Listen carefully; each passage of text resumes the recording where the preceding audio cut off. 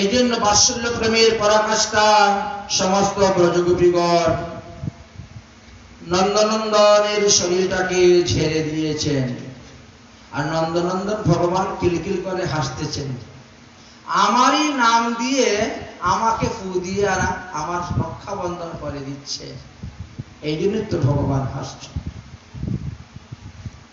দেখতে দেখতে এদিকে কি হয়েছে, এদিকে নন্দ মহারাজ মথুরা থেকে রওনা হয়ে গেছেন বাড়িতে আসবে। আসার পরে দেখেন বিরাট ভিড়। কি ব্যাপার, এত ভিড় কেন লোকে?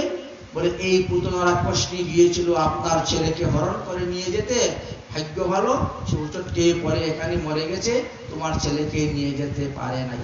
বাহ,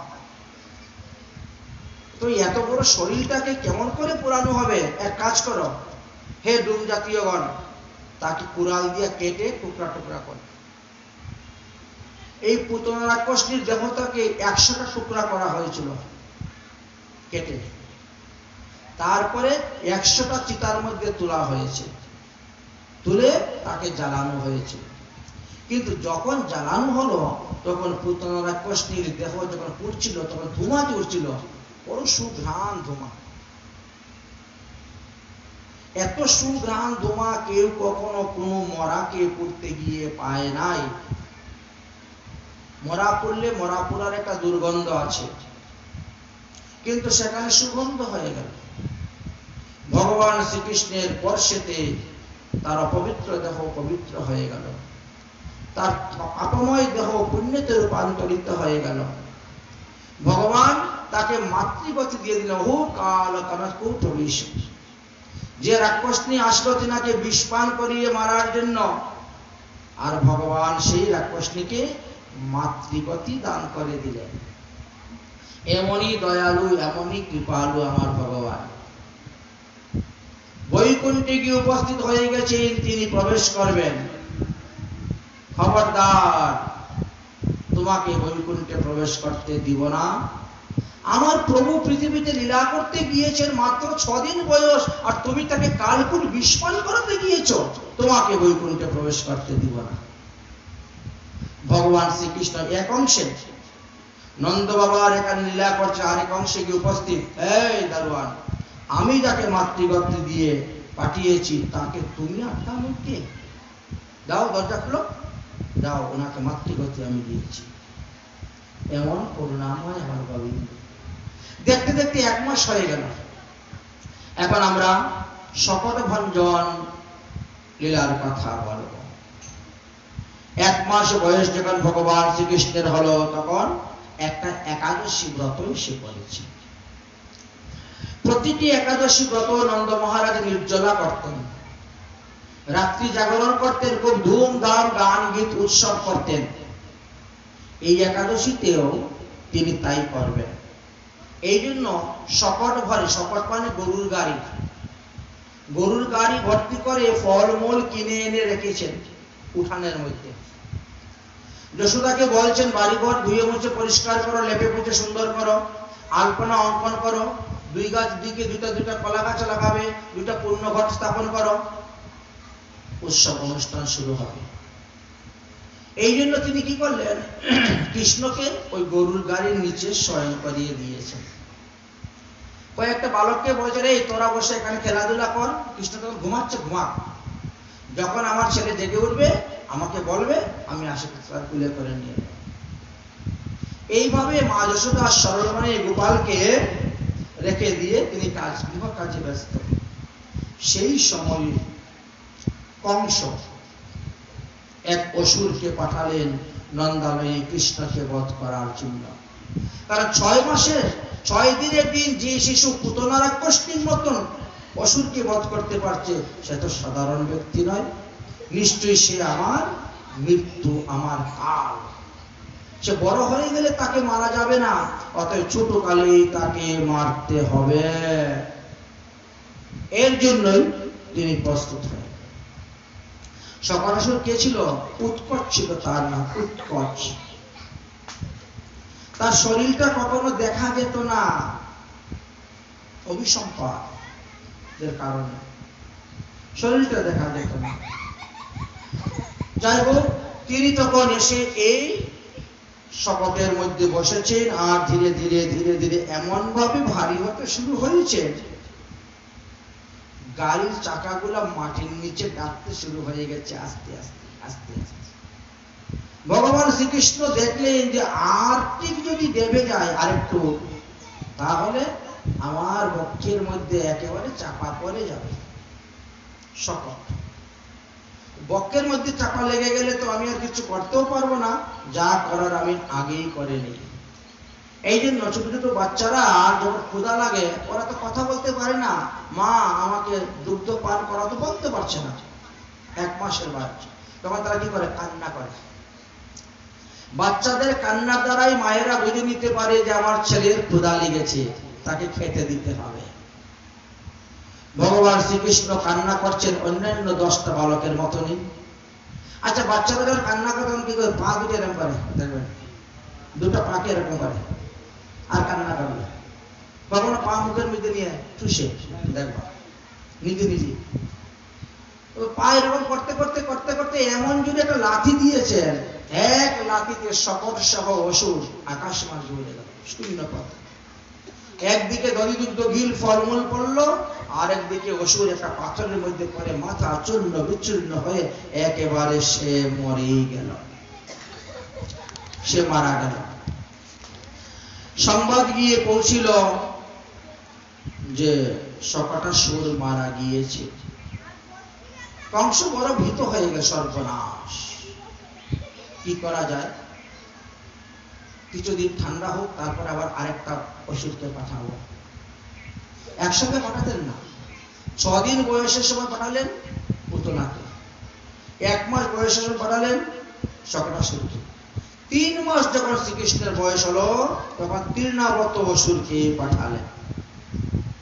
তৃণাবত অসুর এমন অসুর ছিলেন যিনি মুখের থেকে অগ্নি প্রকট করতে পারতেন, মুখের থেকে বায়ু প্রকট করতে পারতেন, এই ধরনের অসুর ছিলেন। সেই দিন মা যশোদা গোপালকে কোলে করে নিয়ে বারিন্দাতে বসে স্তনদুগ্ধ পান করাচ্ছেন, আর এমন সময় তৃণাবত অসুর এসে গোকুলে উপস্থিত হয়েছে।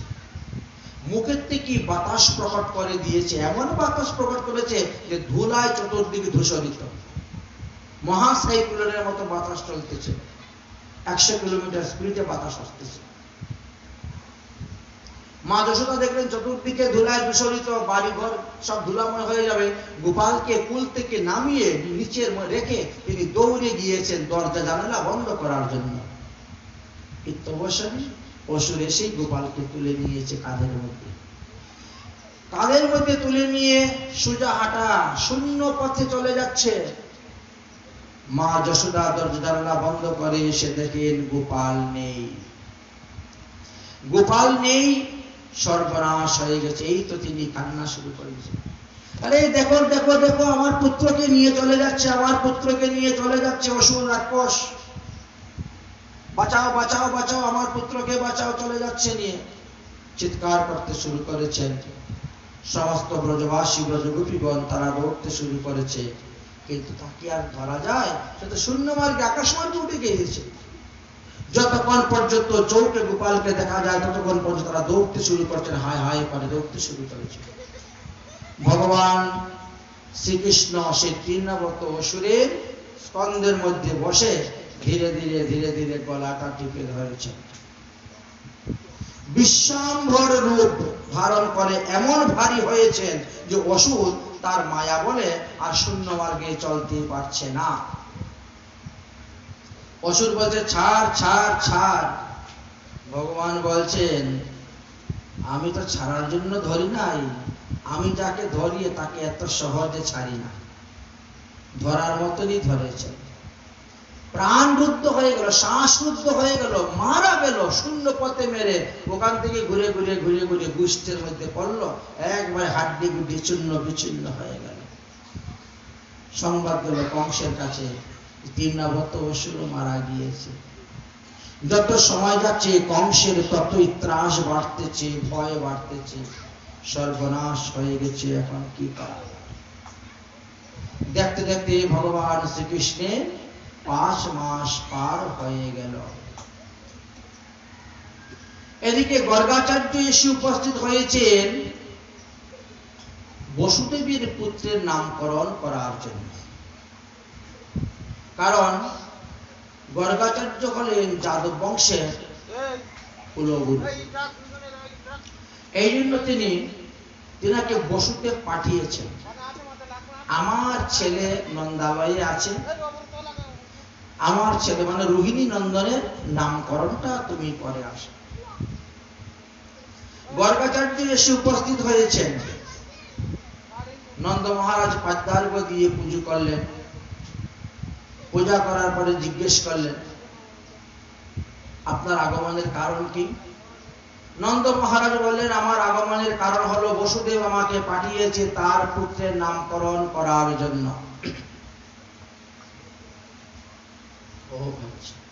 তো ভালো হয়েছে, তৎসঙ্গে আপনি আমার পুত্রের নামকরণটাও করে দিবেন। তোমার পুত্রের নামকরণ আমি করব না, কারণ তোমাদের কুলগুরু হলেন শাণ্ডল্য মুনি, তিনি তোমার পুত্রের নামকরণ করবেন, আমি কেবল বসুদেবীর পুত্রের নামকরণ করে যাব। তখন গর্গাচার্যকে অনুরোধ করলেন, দেখুন বর্ণনাম ব্রাহ্মণ গুরু, আপনি আমার কুলগুরু না হলেও আমার গুরু সমতুল্য, কারণ আমি তো বৈশ্য আর আপনি হলেন ব্রাহ্মণ। ক্ষত্রিয় বৈশ্য শূদ্র তিন বর্ণের গুরু হলেন ব্রাহ্মণ, অতএব আপনি কৃপা করে আমার ছেলের নামকরণটা করে দিন। গর্গাচার্য বলছেন, আমি যদি তোমার ছেলে নামকরণ করি আর কোন সূত্রে যদি কংস জানতে পারে, তাহলে কংস মনে করবে যে এই ছেলে বসুদেবেরই পুত্র, তখন তো বাবা আরো বিপদ বেড়ে যাবে। কত অসুর, কত দৈত্য, কত দানব আসবে, তোমাকে তো কত কাঠ কয়লা পোড়াতে হবে তোমার ছেলে রক্ষা করতে, তুমি তো বুঝো না। কেউ জানতে পারবে না, আপনি গোশালাতে গিয়ে নামকরণ করবেন। আমার তো লক্ষ লক্ষ গাভী, বিরাট বড় গোশালা, গোশালার এই মাথা থেকে ওই মাথার লোক ভালো করে দেখাই যায় না। আপনি গোমাতা দর্শন করার জন্য গোশালাতে যান বেড়াতে, আর এই সময়ে আমি যশোদা আর রোহিণীকে সাধারণ কর্মচারী কাজের মেয়েদের মতন কাপড় চোপড় পরিয়ে, কাপড় ঘুমটা পরে কাপড় দিয়ে ঢেকে আপন আপন ছেলে নিয়ে চলে যাবে। ওখানে বসে আপনি নামকরণ সংস্কারটা করিয়ে দিবেন, এছাড়া তো আর কোনো উপায় পাওয়া যাচ্ছে না। ঠিক আছে, তাই হোক। এই জন্য গর্গাচার্য কি করেছেন, তিনি চলে গিয়েছেন, আগে গোশালায় গিয়ে অপেক্ষা করতেছেন। রোহিণী বলছে, যশোদা আমি শুনেছি গর্গাচার্য নাকি ত্রিকালদর্শী, বিরাট বড় একজন জ্যোতিষ, তাহলে তোর ছেলের নাম আর আমার ছেলের নামের দুটা ঠিক পুষ্টি বানিয়ে নিব, ঠিকজি পুষ্টি বানাবো। ঠিক আছে, আচ্ছা গর্গাচার্য সত্যিকারের ত্রিকালদর্শী কিনা একটা পরীক্ষা করতে হবে, তখন লোকের কথা শুনলে হবে না। কিভাবে পরীক্ষা করবো রে? আরে তোর পুত্র আমার কাছে দে আর আমার পুত্র তোর কাছে দে, কাপড় দিয়ে ঢেকে নিয়ে যাব, দেখি বলতে যদি পারে তাহলে বুঝবো যে উনি ত্রিকালদর্শী। পাল্টা পাল্টি করে নিলেন। রোহিণী কাছে যশোদার পুত্র, যশোদার কাছে রোহিণীর পুত্র, ভালো করে কাপড় দিয়ে ঢেকে নিয়ে গিয়ে বসেছেন। যশোদা গিয়ে বলছে, দেখেন আমার ছেলের নামকরণটা আগে করে দেন, আমি তাড়াতাড়ি চলে যাই, এরপরে ওর ছেলের নামকরণ করবেন, আমাকে আগে ছুটি দিয়ে দেন, আমি চলে যাচ্ছি। বলেই গিয়ে সামনে বসে গেছে, দেন আমার ছেলের নামকরণটা আগে করে দেন, আমার ছেলের নামকরণটা আগে করে দেন। আচ্ছা ঠিক আছে, ধ্যানে বসলেন, ধ্যানে বসলেন, বসে কি বললেন, অয়মে রোহিণী পুত্র রামায়ণ সুরিতম গুণে আখ্যায়িতে রাম ইতি বলাধিকারং বলং বিধু। হে যশোদা, এটা তো তোমার পুত্র নয়, তুমি তো রোহিণীর পুত্রকে কোলে নিয়ে আমার কাছে বসে গেছ। যাও, ঠিক আছে, বসেছো যখন, তাহলে বলে দিলাম এই ছেলের নাম হবে বলরাম। বলদেব, দাও ভাইয়া, দাও জি, ইনি সমস্ত আত্মীয় স্বজনকে প্রেম প্রীতি ভালোবাসা দিয়ে আকর্ষণ করে একত্র করে রাখবেন, তাই তার নাম শঙ্কর্ষণ। এইভাবে 4-5টা নাম রেখে দিলেন। আসো, এবার যশোদানন্দনের নামটা রাখতে হবে। তো যশোদানন্দনের নাম রাখার জন্য ধ্যানে বসেছে। একই যশোদা, তোমার পুত্র তো বহুবার পৃথিবীতে এসে জন্মগ্রহণ করেছে গো। হ্যাঁ, আসন বর্ণাস্ত্রয়ভিশ্ব গৃহণতো জনোজ্জগতনম শুক্ল রক্তা তথা স্ফীত ইদানীং কৃষ্ণতং গতঃ। তোমার এই পুত্র যুগে যুগে এসে জন্মগ্রহণ করেছে। কোন যুগে শুক্লবর্ণ, কোন যুগে রক্তবর্ণ, কোন যুগে পীতবর্ণ। এইবার এই দাপর যুগে সে কৃষ্ণ বর্ণ হয়ে এসেছে, কালো বর্ণ এসেছে, তাই তোমার এই পুত্রের নাম আমি রাখলাম কৃষ্ণ। আচ্ছা, আরেকটু দেখে নি। আবার ধ্যান করছে। ওরে বাবা, বাসুদেব ইতিং শ্রীমান বিজ্ঞান সম্পদং চক্রতে। তোমার এই পুত্র কোন এক সময়ে বসুদেবের পুত্র রূপেও জন্মগ্রহণ করেছিল, তাই তোমার এই পুত্রের নাম রাখলাম বাসুদেব। গর্গাচার্য উঠে চলে যাবেন। মহারাজ, আমার ছেলে দুইটার কুষ্টি বিচার করুন, তৈরি করুন। কুষ্টি লিখতে আরম্ভ করলেন। তাহলে ভগবানের নাম কৃষ্ণ হলো কেন? কৃষ্ণ শব্দের অর্থ কি? ককার উচ্চারণ করলে জন্ম মৃত্যুর হাত থেকে মুক্তি লাভ পাওয়া যায়। ঋকার উচ্চারণ করলে অতুল দাস্য ভক্তি লাভ হয়। মদিনাশকার উচ্চারণ করলে গোবিন্দের চরণে অচলা ভক্তি লাভ হয়। মধ্যাহ্নকার উচ্চারণ করলে গোবিন্দের সহিত মধুর রাসের অবিলাসিত বিলাসপূর্ণ হয়, মিলন হয়। আর বিসর্গ উচ্চারণে তার সারূপ্য মুক্তি লাভ করা যায়। কৃষ্ণ, কৃষ্ণ শব্দের শেষে বিসর্গ আছে। কৃষ্ণ সংস্কৃত শব্দ, কৃষ্ণ। ককার উচ্চারণ করা মাত্র জমের দুধগণ ভয়ে কম্পিত হয়ে দৌড়ে পলায়ন করে, সেই ব্যক্তির কাছে আসে না তাকে ধরে নিয়ে যাওয়ার জন্য। ঋকার উচ্চারণ করলে পরে সমস্ত অমঙ্গল গুলা দূরীভূত হয়ে যায়। মদিনাশকার উচ্চারণ করলে পরে দেহের ভিতরে যত পাপ রূপী পাখি আছে সব উড়ে চলে যায়। মদিনাশকার উচ্চারণ করা মাত্র আমাদের ভবরোগ নাশ হয়ে যায়। আর অকার উচ্চারণের মধ্যে অকাল মৃত্যু দূর হয়ে যায়। তাই তো কৃষ্ণ ভগবানের নাম রাখলেন। কৃষ একটি ধাতু। কৃষ ধাতুর অর্থ হলো নির্বাণ। নকারের অর্থ হলো মোক্ষবাচক, অকারের অর্থ হলো ধাত্রীবাচক, অর্থাৎ যিনি নিষ্কাম দাস্য প্রদান করেন। এই কারণে তার নাম কৃষ্ণ বলেই প্রসিদ্ধ হল। কৃষ্ণ শব্দের বহু অর্থ তাহা নাহি মানি। ব্রজেন্দ্র নন্দর শ্যাম সুন্দর এই মাত্রই জানি। যে যতভাবে কৃষ্ণ শব্দের অর্থ ব্যাখ্যা করুক না কেন, আমাদের কাছে তিনি ব্রজেন্দ্র নন্দন, তিনি রাধা রমন, এই অর্থে আমরা জানি। এই জন্য বলছেন কি মহাজনগণ, ব্রজেন্দ্র নন্দন যেই সচিসুত হল হে, বলরাম হইল নিতাই। অগ ব্রজেন্দ্র নন্দন যে সচিসুত হল সে, বলরাম হইল নিতাই। বলরাম হইল নিতাই। দিনহীন যত ছিল হরির নামে পারিল, তার সাথী জগাইয়ার মাতাই। তার সাক্ষী জগায় আর মাধায়। এই ব্রজেন্দ্রনন্দন শ্রীকৃষ্ণই কলিযুগে গৌরাঙ্গ মহাপ্রভু হলেন। আর রোহিণী নন্দন বলরাম তিনি নিত্যানন্দ প্রভু রূপে আসলেন এই কলিযুগে।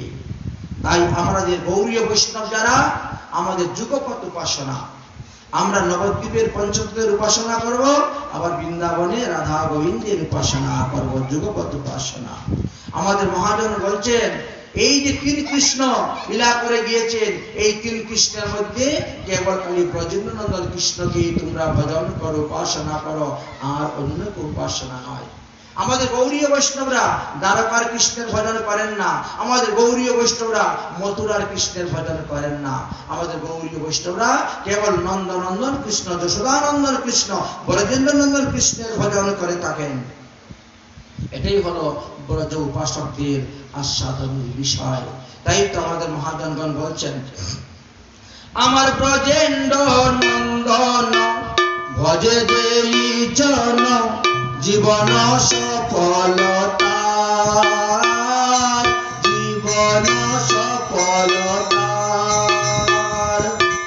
তার উপমা বেদে নাহি সীমা, ত্রিভুবনে নাহি আর গো, ত্রিভুবনে নাহি আর।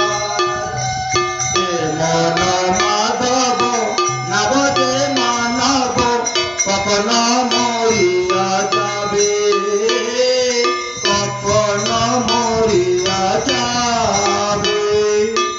সেই সে অদমে প্রহরিবে জমে, রৌরবে কৃমিতে খাবে, রৌরব কৃমিতে খাবে। তারপর আর পাপি নাই ছাড় সংসার জগৎ মাঝে, সংসার জগৎ মাঝে।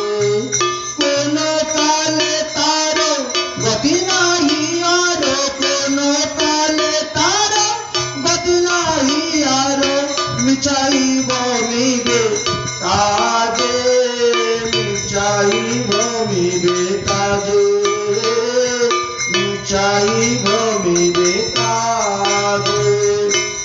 দাস লোচন ভগতির আস, করিব না পরে হেন রস যার মতে নাহি যার, তার মুখ নাহি দেখি, তার মুখ নাহি দেখি। যারা কৃষ্ণ ভজন করেন না, মহাজনগণ বলছেন তাদের মুখ দর্শন করতে নাই। যাদের কপালে ঊর্ধ্বপুণ্ড তিলক নাই, যাদের গলাতে তুলসীর মালা নাই, তাদের মুখ দর্শন করলে পরে সূর্য দর্শন করতে হয়, বিষ্ণু স্মরণ করতে হয়, নাহলে তাদের মুখের দিকে তাকাতে নেই। সে যত বড় আত্মীয় হোক না কেন, সে আত্মীয় নয়। নহি অন্য শিব পন্থ বিশেষ সংস্মৃতা বহি, বাসুদেবে ভগবতী ভক্তি যুগং যতু ভবে। একমাত্র কৃষ্ণ ভক্তদেরকে ভক্ত বলা হয়েছে। কালী ভক্ত, দুর্গা ভক্ত, শিব ভক্ত, এদেরকে ভক্ত শব্দে রূঢ়ি অর্থে বলা হয় নাই। মা যশোদা মনে মনে চিন্তা করলেন, আর গোপালকে আমি এইভাবে একা একা ঘরে রেখে যাব না। আমি এখন থেকে যেখানে যাব, যেদিকে যাব, সর্বদা গোপালকে সঙ্গে করে নিয়ে যাব। গোপালকে আর কোথায় রেখে যাব না, কারণ একের পর এক অসুরেরা এসে তার উৎপাত করতেছে। গর্গাচার্যজি বলছিলাম যে আপনি আমার ছেলের একটু পুষ্টিটা বিচার করে দেখে বলুন না কি আছে। দেখলেন তোমার ছেলের যখন 11 বছর হয়ে যাবে বয়স, তখন তার উপরে শনির দশা পড়বে। আমাদের একটা কথা আছে, শনি লারে চারে, রাহু ঘুরাইয়া মারে। শনির দশা যার উপরে পড়ে তার স্থানান্তর হয়ে যাবে, অর্থাৎ এই স্থান থেকে সে অন্য স্থানে চলে যাবে, এই স্থান তার ত্যাগ হয়ে যাবে। দ্বিতীয়ত, তোমার ছেলের সপ্তমে রাহু বসে আছে, এটা খুব ভালো লক্ষণ নয়। কি বলেন মহারাজ? হ্যাঁ, কারণ সপ্তমের স্থানে হলো বিবাহের স্থান, আর যার বিবাহের স্থানেতে রাহু বসে আছে সে বহু বিবাহ করে থাকে। হয়তো সাক্ষাতে তার একটা দুইটা বউ থাকতে পারে, কিন্তু গোপনে গোপনে তার না অনেক স্ত্রী থেকে যায়। এই জন্য লক্ষণটা তো ভালো নয়। আমার তো মনে হচ্ছে তোমারই ছেলে 16,108টা বিয়ে করবে, কারণ তার এই সপ্তমেতে রাহু বসে আছে। এইভাবে ভগবান শ্রীকৃষ্ণের প্রতিটি ঘরের বিচার করে করে বললেন, 12টি ঘর থাকে, ঘরের বিচার করে করে বললেন। গর্গাচার্য চলে গেলেন, মা যশোদা চিন্তা করলেন আজ থেকে আর আমি একানে সেখানে রাখবো না, গোপালকে আমি সঙ্গে করে নিয়ে যাব। রওনা হয়েছেন ব্রহ্মাণ্ড ঘাটের দিকে যাবেন, মানে ওখানে যাবেন স্নান করার জন্য। মা যশোদা গোপালকে কুলে করে সঙ্গে করে নিয়ে গিয়েছেন, স্নান করার জন্য গিয়ে উপস্থিত হয়েছেন। ছোট ছেলে গোপাল, তাকে তো নদীর কাছে নেওয়া ঠিক হবে না, তাই উপরে বসিয়ে রেখে খেলনা দিয়েছেন, বাবা তুমি এখানে বসে খেলো, আমি স্নান করে আসতেছি। যখনই স্নান করতে গিয়েছেন এমন সময় স্বয়ং পৃথিবী দেবী মূর্তি রূপ ধারণ করে প্রকট হয়ে গেছেন। হে প্রভু, আজ এতদিন হয়ে গেল তুমি এসে অবতীর্ণ হয়েছ, কিন্তু তোমার চরণ ধরে আজকে আমি পেলাম। কারণ রাজবাড়ি তো, রাজবাড়ি সব পাথর দিয়ে বাঁধানো, এক ফোঁটা মাটি নেই, ভূমি নেই, সব পাথরে, বড় বড় পাথর দিয়ে বাঁধানো। আজ এতদিন পরে তোমার চরণ আমার বক্ষের মধ্যে পড়ল, তোমাকে দর্শন করতে আসলাম প্রভু। শাস্ত্রে বলছে ভগবানকে দর্শন করতে গেলে খালি হাতে যেতে নাই, কিছু নিয়ে যেতে হয়। কিন্তু শশাবরা পৃথিবীর মালিক আপনি, আমি আপনাকে কি দিব, কি বা নিয়ে আসতে পারবো? বলেন আপনার যেটা খেতে ভালো লাগে সেটাই বলুন, আমি এনে দিচ্ছি। ভগবান তখন কি করছেন, এক মুষ্টি মাটি তুলে মুখে দিয়ে দিয়েছেন। এই কি মাটি খাচ্ছে? বলে এটা মাটি নয়, এটা ব্রজরজ। এই ব্রজরজের এত মাহাত্ম্য, এই ব্রজরজ যার কপালে উঠবে তার কপালের লেখা পরিবর্তন হয়ে যাবে। এই ব্রজেতে যারা আসবে তাদের কপালের লেখা পরিবর্তন হয়ে যাবে। এই ব্রজরজের ধূলিকণা যার অঙ্গে স্পর্শ হবে তিনি সমস্ত পাপ থেকে মুক্ত হয়ে যাবেন। এমন সময়ে কয়েকজন গোপী স্নান করে যমুনা থেকে জল নিয়ে যাচ্ছে, তো তারা দেখে ফেলেছে। ও মা যশোদা, আরে দেখো দেখো তোমার ছেলে মাটি খাচ্ছে গো, মাটি খাচ্ছে। মা যশোদা দৌড়ে এসেছেন, কিরে গোপাল, আমি তোকে এত ক্ষীর সর লবণী দেই, এতে কি তোর পেট ভরে না? তুই মাটি খাচ্ছিস কেন? ভয়ে ভীত হইয়া প্রভু মাহিরে কহে বাণী, মাটি নাহি খাই আমি শুনব জননী। কিন্তু মুখটা ঘুরিয়ে দিয়েছেন অন্যদিকে। মা তুমি এদের কথা বিশ্বাস করিও না, এরা সব মিথ্যেবাদী, এরা সব মিথ্যেবাদী, এদের কথা তুমি বিশ্বাস করিও না। চিন্তা করতে পারছেন? এইভাবে গোবিন্দ বলছেন। মা যশোদা বলছেন, যদি তারা মিথ্যেবাদী হয়ে থাকে তাহলে তুমি আমাকে পিছন দিয়ে কেন কথা বলতেছ? মুখ ঘুরিয়ে নিয়েছো কেন অন্যদিকে? আমার মুখের দিকে তাকিয়ে কথা বলো। তুমি হা করো তো দেখি তোমার মুখের ভিতরে কি আছে। যে শ্রী গোবিন্দ হা করেছেন, এমনি মা যশোদা দেখেন গোপালের মুখের ভিতরে বিশ্ব ব্রহ্মাণ্ড ঘুরে বেড়াচ্ছে। এই দৃশ্য দেখতে দেখতে দেখতে দেখতে তিনি অজ্ঞান হয়ে মূর্ছিত হয়ে পড়ে গেলেন।